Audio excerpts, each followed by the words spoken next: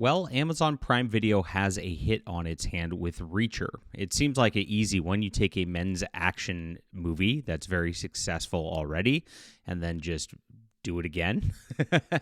And it works. And this is exactly what happened. Now, they tried this a couple of other times. They've had a couple of other shows that are very similar to this. And of course, we know that they did Mr. and Mrs. Smith, like trying to recapture all this as well. That didn't work out quite as well. It's very easy to see why. Now, there's some big winners and losers in this whole situation as well. We're going to get into this in just a bit.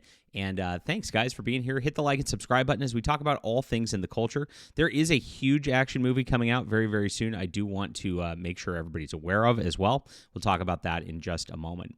So, yeah, Reacher Season 3 now has 54 million viewers, which is big record-breaking numbers on Amazon. Absolutely crazy how well this is doing. They have now hit 56 in the first 19 days. In that window, it's the most watched returning season on Prime Video ever, with a 5% uptick from Season 2. Now, this is going better than Season 2 as it is.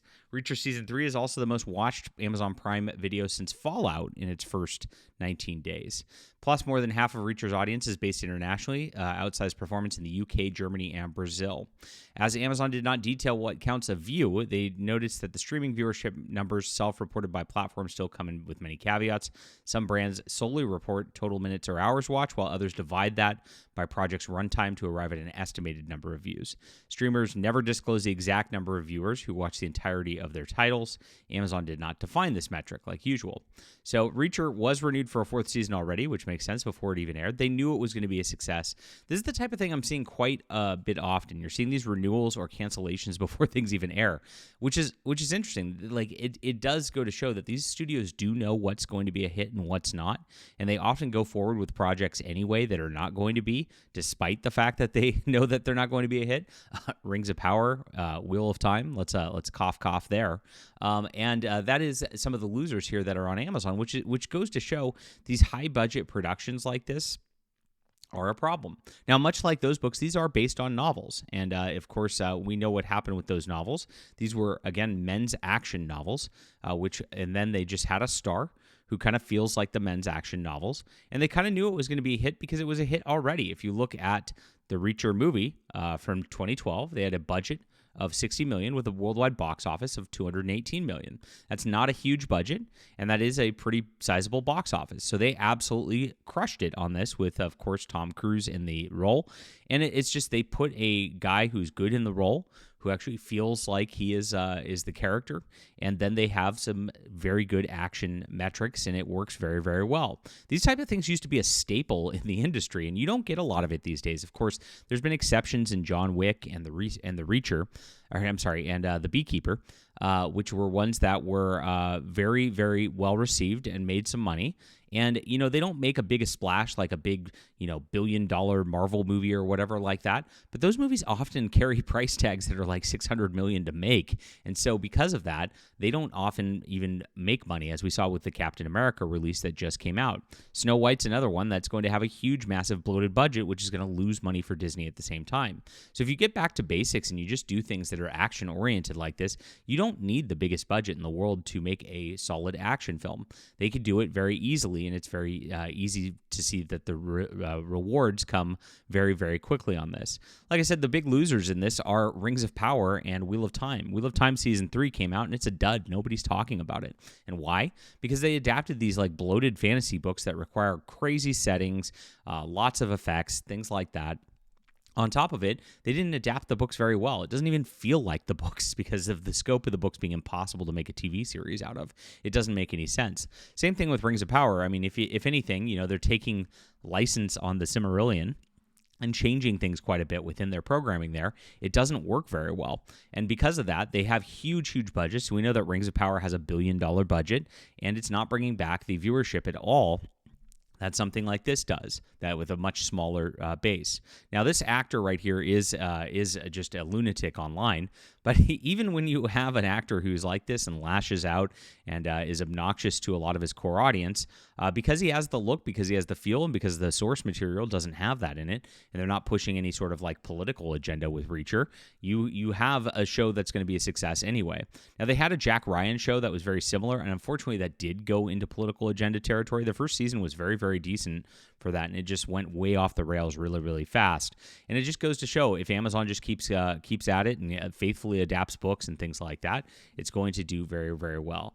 And now there's another one coming out I mentioned before, which is called A Working Man, and this came from Screen Rant. And this action movie may have already replaced The Beekeeper. And so this is pretty interesting from Screen Rant, because The Beekeeper came out last year. This is exactly the same scenario as Reacher. It is making lots of money. It's just an action film that men like, and it's very easy, and it's not expensive to make. Now, The Working Man is based on a bunch of novels by Chuck Dixon. It's called Levon Cade. You can look those up on Amazon. They're great. It's a 12-book action series.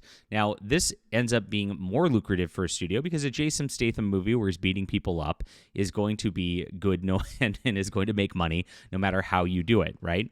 So David Ayer, while they had Beekeeper, and Beekeeper really only had one story in it, in my opinion. I mean, they really are going to have to reach to try to make a second story out of it, and they are developing it.